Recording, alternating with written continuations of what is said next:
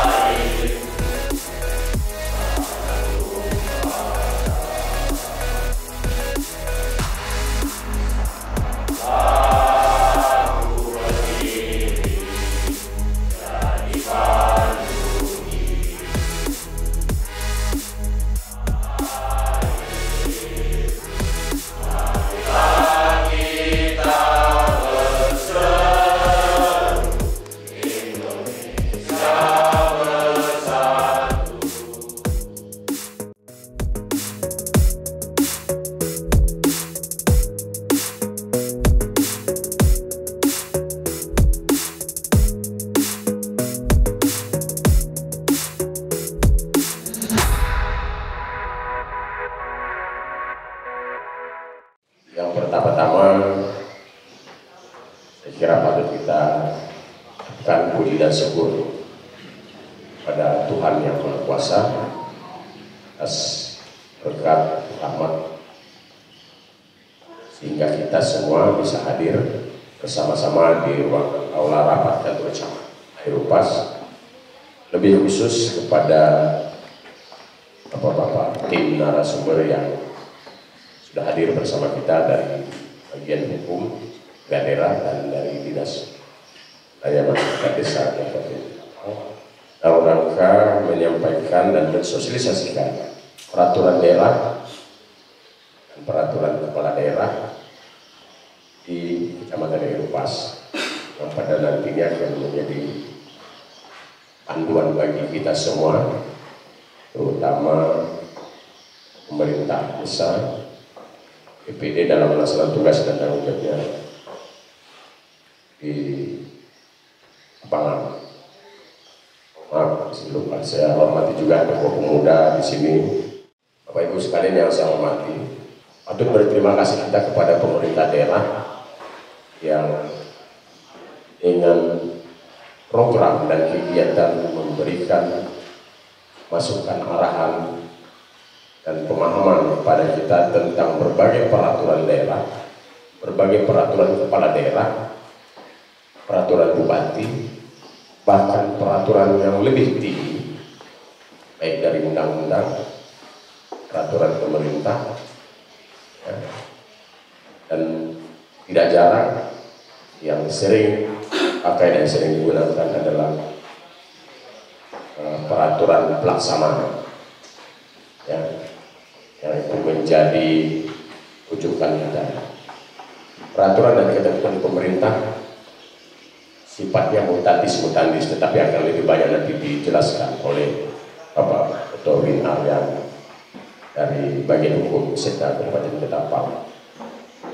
Dan pada implementasi akhir yang harus kita lakukan biasanya adalah peraturan yang paling rendah, di bawahnya turunannya perda, perbu, perkada, perbu, dan bahkan mungkin ya surat-surat keputusan yang harus kita laksanakan agar pelaksanaan tugas dan tanggung jawab yang kita emban baik di pemerintahan desa, badan permusyawaratan desa, kelembagaan yang ada, lembaga masyarakat sesuai dengan ketentuannya, ormas sesuai dengan ketentuan dan peraturannya, bahkan kita di pemerintah kecamatan. Nah, kenapa pemerintah selalu dan terus menyampaikan, mengedukasi, mensosialisasikan berbagai peraturan agar kita tidak salah dan tidak keliru dalam penerapannya. Dalam kesempatan ini saya sebagai camat sangat berterima kasih kepada pemerintah daerah yang tidak bosan-bosannya untuk memberikan pemahaman kepada kita. sebagai sebagai aparatur pemerintah desa, BPD dan kecamatan dan lembaga-lembaga lain untuk diberikan pemahaman. Itu mari kepada Bapak Ibu semua kita ikuti sosialisasi ini dengan baik dan silakan lakukan pertanyaan, saran, pendapat manakala masih ada bagi kita sebagai pelaksana mengalami keraguan dalam melaksanakan tugas dan tanggung jawab kita. Aturan yang merupakan turunan dari undang-undang yang paling produk hukum yang paling tertinggi adalah sebuah kebijakan bagi kita penyelenggara pemerintah, bagi kami penyelenggara negara untuk melaksanakan kegiatan. Maka kita tidak bisa keluar dari ring itu. Kalau kita keluar dari ketentuannya, maka mau tidak mau, suka tidak suka, kita biasanya mengalami berbagai proses. Bisa jadi terjadi kesalahan atau maladministrasi, ya Pak Oto ya. Nah itu kita bisa dituntut oleh pengguna produk itu. Melalui mana? Biasanya PT UN ya, Oto ya. Masih untung kalau kita di PT UN. Tapi kalau kita dituntut atau dipersoalkan secara hukum melalui APH, nah ini yang terkadang menjadi kendala bagi kita. Terlepas benar dan tidaknya, tapi biasanya kita dalam pelaksanaan tugas keseharian kita menjadi terkendala, Bapak Ibu. Maka saya memang sangat berharap dari awal tahun 2020 sejak saya di sini, mari kita laksanakan tugas dan tanggung jawab kita sesuai dengan koridor-koridor hukum yang berlaku. Banyak yang kita pahami, banyak yang kita ketahui bahwa kita terkadang lupa dan lupa untuk menerapkan ketentuan-ketentuan. Mohon maaf Bapak Ibu sekalian, bisa jadi terkadang kita seakan-akan lebih tahu, lebih paham. Itu yang menjadi kekeliruan di kita. Itu akan menjadi kekeliruan di kita. Kalau kita punya pemikiran bahwa kita lebih tahu dan lebih paham, itu pasti akan menjadi masalah. Karena itu akan bisa keluar dari koridor-koridor hukum yang berlaku.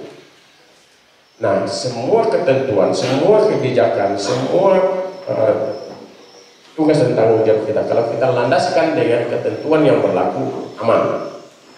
Maka saya berharap pada kita, Kecamatan Erupas, baik pemerintah Kecamatan Erupas, hadir di sini saya undang semua Pak Oto, Pak Wandi, dari Sekcap sampai Kasih dan Kasubag, bahkan staf untuk di kecamatannya. Kalau di desa kita undang kepala desa, perangkat desa 1 orang dan ketua BPD dan kelembagaan-kelembagaan dan tokoh-tokoh masyarakat. Kenapa ini memang harus kami undang? Agar kita semua bisa memahami. Hari ini kesempatan bagi kita, kesempatan dari Bapak Ibu sekalian, dan dari lembaga PKK untuk bertanya. Di sini kebetulan ada 2 nih, teman-teman saya semua ini, Bapak Ibu sekalian, dan mereka sudah familiar tentunya tentang produk hukum. Pak Oto sendiri kebetulan di bagian hukum sekretariat, Pak Wandi di PMPD. Nah, maka produk hukum itu biasanya muncul dan akan dikoreksi oleh kami, oleh mereka, teman-teman, dikoreksi Pak Oto sampai pada proses hukum yang tanda tangan Pak Bupati. Tidak mudah memang, prosesnya panjang. Ketika kami harus memproses, menetapkan perkada atau sebuah keputusan itu melalui mekanisme yang cukup panjang. Itu pun terkadang masih terjadi kesalahan, kekeliruan yang waktu itu. Apalagi kita yang saya katakan tadi seakan-akan mohon maaf, kita lebih memahami, lebih tahu, padahal sesungguhnya kita belum paham juga. Ya, saya memang menekankan agar kita sesuai dengan ketentuan dan peraturan pelaksanaannya.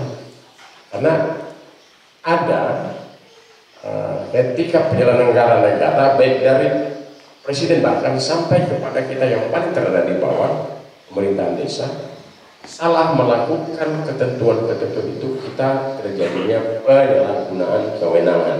Ya, itu yang akan menjadi hal buat kita. Ketika kita terjadi penyalahgunaan kewenangan, itu bisa berimbas akan terjadi kerugian-kerugian negara. Nah, di situ masuknya filosofi korupsi. Korupsi tidak mesti saya, tidak mesti Pak Otto, Pak Wandi, Pak Kades semua, staf saya semua menggunakan dana. Tidak mesti harus uang cash saya pakai. Bukan itu saja korupsi. Filosofi korupsi akibat penyalahgunaan kewenangan yang saya buat, yang dilakukan Bapak Kepala Desa buat, Ketua BPD buat, yang menguntungkan pihak ketiga, menyebabkan kerugian negara, korupsi di situ. Tidak dapat disangkal, dan itu harus diproses. Manakala tidak bisa mengembalikan kerugian negara, ya Pak ya. Nah, itu yang harus kita pahami, apalagi kalau kita menggunakan uang negara tidak sesuai koridor-koridor hukum yang berlaku. Nah, kebetulan ini memang buat saya sebagai camat, kami sudah mendarah daging di kami, karena saya dari 92 sampai 2019 di keuangan. Jadi kami paham tentang bagaimana nomenklatur penggunaan keuangan. Keuangan desa, keuangan kecamatan, keuangan PKK, keuangan lembaga-lembaga masyarakat yang dibantu oleh pemerintah, silakan digunakan, tapi sesuai dengan koridor hukum yang berlaku, sesuai dengan nomenklaturnya. Kalau keluar dari nomenklatur itu, itulah yang akan menjadi sebuah persoalan. Maka dalam kesempatan ini, sekali lagi kami berterima kasih dengan Kabak Hukum, dengan Dinas Pemberdayaan Masyarakat Desa yang memberikan kita ilmu, memberikan pemahaman kepada kita, mensosialisasikan berbagai peraturan pemerintah. Mudah-mudahan ada beberapa peraturan, produk hukum yang bisa disampaikan kepada kita, agar kita lebih paham, lebih familiar, ya kita ke depannya tidak mengalami kekeliruan dalam kita melaksanakan tugas dan tanggung jawab. Dapat saya laporkan Pak Otto, dia menjadi laporan kepada Kabak Hukum DPMPD, pemerintahan Kecamatan Erupas dalam pelaksanaan tugas dan tanggung jawab sampai hari ini, ya, puji Tuhan berjalan baik. Dan itu saya berharap kepada kita semua, dari kecamatan sampai di desa, mari kita tingkatkan. Mari kita tingkatkan. Saya bisa sampaikan dengan pemerintahan desa, pelaksanaan pemerintahan Kecamatan Erupas juga mendapat reward ya Pak Sekcam ya. Kemudian terakhir kemarin pelaksanaan penanganan COVID, kita juga mendapat reward dari pemerintah. Saya harus sampaikan. Pelaksanaan pemilu kita mendapat reward dari pemerintah. Saya harus sampaikan. Ini bukan hanya milik saya sebagai camat. Tanpa dukungan Bapak Ibu sebagai aparat pemerintah desa itu tidak mungkin terjadi. Tidak mungkin itu kita raih. Nah, maka yang sudah kita raih selama ini, saya kira mari kita tingkatkan. Desa yang sampai hari ini masih berstatus desa tertinggal, desa maju, ya saya kira silakan dikembangkan, ya, agar kita bisa memperoleh standarisasi desa kita menuju desa-desa mandiri, berkembang maju. Itu harapan Bapak Bupati. Mohon maaf Bapak Otto, Pak Wadi sebagai narasumber, saya sedikit singgung kebijakan pemerintah. Dalam kesempatan ini, Desa Harapan Baru hadir. Desa Harapan Baru ada yang mau pilih? BPD-nya hadir. BPD hadir. Baik, terima kasih. Desa Harapan Baru ditetapkan Bapak Bupati sebagai desa mapan, mantap terdepan. Nah, dan tidak dalam waktu yang lama Bapak Bupati atau yang diwakilkan beliau akan meluncing Desa Harapan Baru sebagai desa mapan, Pak Otto ya, ini pertemuan di BPD.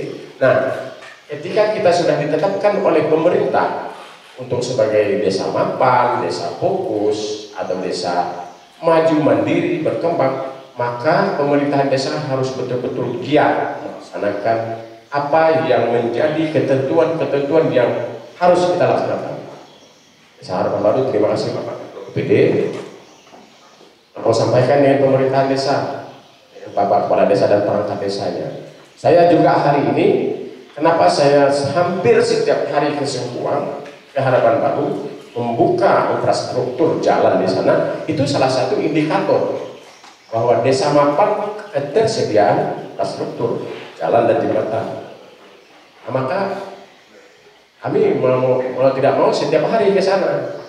Saya sudah surati kepala desa bantu pantau pekerjaan jalan ini karena akan menjadi salah satu indikator mereka ditetapkan desa mapan dan berkembang lebih lagi. Saya sudah sampaikan dengan Kominfo untuk dilakukan survei pendirian tahun bakti Kominfo di Harapan Baru. Nah itu melalui Pak Ketua BPD saat ini nanti dibantu ya masyarakat disampaikan kalau ada hal-hal seperti perbaikan jalan kemarin ke arah Buburia dan sebagainya. Saya katakan kalau ada terdampak kebun karet sebatang dua, sawit sebatang dua, yang jangan dikomplain deh saya tuh, jangan dikomplain. Karena itu untuk kita bersama.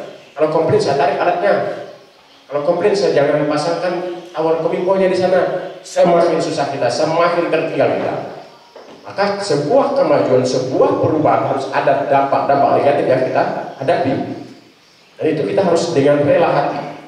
Seperti di sini arah Kuning ke sana ya Pak Temenggung ya. Kalau kemarin itu karetnya tidak bisa dibuang ini. Terima kasih Pak Kades Sukarya dan Kades Erupas.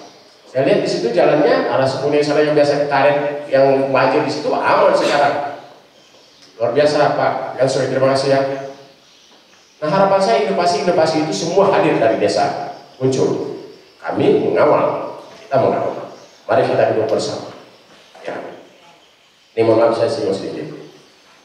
Jadi untuk Harapan Baru Pak Ketua BPD nanti sampaikan dengan para kadesnya dan tidak waktu yang lama kami akan lakukan juga pertemuan ke sana. Kasih PD kalau tidak salah sudah siapkan bahan-bahannya ya. Rencana kemarin ke sana tapi masih ada kegiatan lain, ditunda ya, ditunda. Maka mohon di sana PKK-nya aktifkan ya. Pegawai di kantor desanya ikuti seperti ya pemerintahan juga, batas waktu. Aparatur pemerintah desa suka tidak suka ketika dia mengambil keputusan, saya sebagai aparatur pemerintah desa dari kepala desa sampai perangkat desa, artinya dirinya harus mendharma baktikan dirinya kepada pekerjaan pemerintah desa. Karena mereka sudah dibayar oleh pemerintah, digaji pemerintah melalui tunjangan dan siltap bertunjangan, dia pakai desa. Maka kewajiban mereka harus kerja di desa, pelayanan kepada masyarakat. Jangan lalu kalau Pak Camat sidak ke sana nggak ada sih masih mending nih. Kalau Pak Bupati sidaknya ke sana nggak ada perangkat di desa, itu kacau itu. Saya berharap tidak demikian untuk di Eropa, tapi saya yakin itu baik Pak di sini, aman. Bapak Ibu yang saya hormati dan saya banggakan, itulah beberapa hal dalam kesempatan ini juga. Saya kira teman-teman dari narasumber juga sama pemahaman dengan kami. Dan itu juga menyentil dan menyinggung masalah peraturan-peraturan tertentu yang harus kita lakukan kepada kita masing-masing agar semua yang diembankan pemerintah kepada kita dapat kita laksanakan dengan baik dan berhasil baik. Ya. Dan saya kira Erupas dari 9 desa sudah baik. Mari kita tingkatkan ke depan. Yang paling penting, saya berharap dari Kepala Desa dan Ketua BPD segera menetapkan peta indikatif desa. Mulai hari ini, saya tegaskan, segera ditetapkan. Kalau masih ada singgungan yang menjadi persoalan, mari kita duduk bersama. Kenapa? Erupas sudah ditetapkan pada bulan pertengahan Februari ya Pak. Sudah ditetapkan pertengahan Februari kemarin. Salah satu ditata kelola menjadi daerah otonomi baru (DOB). Saya masuk dalam timnya. Auto masuk, Pak Wadi masuk. Saya masuk dalam tim. Saya masuk dalam tim penataan daerah otonomi baru. Daerah otonomi baru itu maksudnya dimekarkan dari kabupaten lama. Erupas terdiri Marau, Manis Mata, Aeropas, Lingkup, dan Kendawangan. Dan saya masuk dalam satu tim. Salah satu yang harus segera kita lakukan penataan tapal batas desa. Maka dalam kesempatan ini berdasarkan notulen kita ya Pak Oto ya, saat itu yang dipimpin langsung Bapak Wakil Bupati, seluruh kepala desa untuk sesegera mungkin melakukan penetapan tapal batas desa masing-masing. Kalau masih ada singgungan-singgungan, kita duduk bersama. Jangan sampai penetapan tapal batas ini akan menjadi ganjalan di Kementerian Dalam Negeri tidak menetapkan daerah otonomi baru menjadi sebuah kabupaten baru. Kita berharap ini harus kita kejar untuk kemajuan kita, biar jalan kita nyaman. Tapi kalau hari ini tetap kita di Kabupaten Ketapang, mohon maaf, dengan kondisi keuangan kita pemerintah daerah hanya 2 triliun tidak akan mungkin membangun Aeropas seperti kecamatan-kecamatan lain yang sudah maju, karena Kabupaten Ketapang dengan luas wilayah terdiri dari 20 kecamatan itu sama luas dengan Provinsi Jawa Tengah. Provinsi Jawa Tengah ada 26 daerah otonomi baru, tambah 1 provinsi menjadi 27 daerah otonomi ini. Kabupaten Ketapang yang luas sama dengan Provinsi Jawa Tengah 1 daerah otonomi baru, yaitu Kabupaten Ketapang. Bagaimana kita bisa maju? Kalau di Provinsi Jawa Tengah 1 triliun saja dana dari pusat, ya ada 27 triliun bisa membangun provinsinya seluas Kabupaten Ketapang. Kita cuma 1 triliun, luasnya sama dengan provinsi Jawa, tidak akan mungkin. Maka salah satu alternatif, dan itu masukan kami semua teman-teman kepada Bapak Bupati, mekarkan Kabupaten Ketapang. Dan Bapak Bupati sudah mencanangkan hal itu dan sudah masuk dalam plafon program dan anggaran tahun 2000. Ada 4 daerah otonomi baru yang direncanakan ditata kelola untuk dimekarkan Kabupaten Ketapang. 4 daerah otonomi baru dan 1 kota. Ya. Maka untuk Aeropas, kalau ada hal-hal yang seperti ada ganjalan-ganjalan, saya mohon kita semua itu dibuang jauh-jauh deh. Kita mau maju ke depan. Kita terabas-terabas. Saya siap kawal. Tapi harus bersama kita. Kalau hanya saya saja atau kali saja tidak mungkin. Harus dengan masyarakatnya. Harus kita berkorban. Ya, Bapak Ibu sekalian, kami mungkin hari ini, mungkin bisa saja hari ini, besok lusa. Manakala Bapak Bupati, Pak Camat pindah ke sana, ke depan belum tentu lagi kita di sini. Tapi hari ini saya mengajak Bapak Ibu dan saya di dalam tim penataan daerah otonomi baru, mari kita bantu pemerintah agar sampai kepada Kementerian Dalam Negeri kita tidak ada ganjalan dari segi tapal batas, sehingga kita bisa demokratkan. Ya, kita bisa demokratkan. Ini yang saya kira saya berterima kasih dalam kesempatan sosialisasi ini juga saya menyampaikan banyak hal Pak Oto, karena memang kemarin Bapak Wakil Bupati menyampaikan hari ini saya sudah menyatakan dimulainya penataan daerah otonomi baru pertengahan Februari kemarin dalam rapat umum pertama yang Pak Madia. Dan saya di situ, kami seluruh camat masuk dalam timnya. Baik Bapak Ibu yang saya hormati, para narasumber yang saya banggakan, demikian hal-hal yang dapat saya sampaikan dalam kesempatan ini. Dan saya mohon maaf dengan kepada narasumber, saya juga masuk dalam beberapa hal yang saya kira memang sangat urgent yang harus saya sampaikan. Jadi bukan berarti saya mengurangi atau keluar dari koridor-koridor program kegiatan yang Bapak Ibu sebagai narasumber untuk lakukan hari ini. Maka dalam kesempatan ini sekali lagi saya berharap kepada peserta sosialisasi untuk dapat diikuti sampai selesai. Bertanyalah manakala kita harus bertanya, masukan-masukan tolong ajar di tempat. Kalau memang butuh peraturan hukum yang berlaku, komunikasikan dengan narasumber. Bisa kita download, bisa kita print, agar kita melaksanakan tugas sehari kita dapat terlaksana dengan baik. Saya kira demikian, dan sebelum saya mengakhiri sambutan dan saya pagi hari ini, dengan demikian dengan secara resmi kegiatan sosialisasi peraturan daerah dan peraturan kepala daerah yang dilaksanakan bagian hukum daerah Kabupaten Ketapang dan bagian Dinas Pemberdayaan Masyarakat Desa Kabupaten Ketapang tanggal 16 di Kecamatan Aeropas saya nyatakan dimulai secara resmi. Terima kasih. Selamat pagi dan salam damai sejahtera untuk kita semua. Hadir Katalino Keceramin surga Basayaka Jubatan. Selanjutnya dalam kesempatan ini saya mendahului rekan-rekan narasumber. Silakan Bapak Ibu, snacknya sudah disiapkan untuk dinikmati. Mungkin ada break waktu sedikit. Dan sepenuhnya untuk kegiatan sosialisasi saya serahkan kepada tim narasumber. Ya, Pak ya, awal dia. Terima kasih.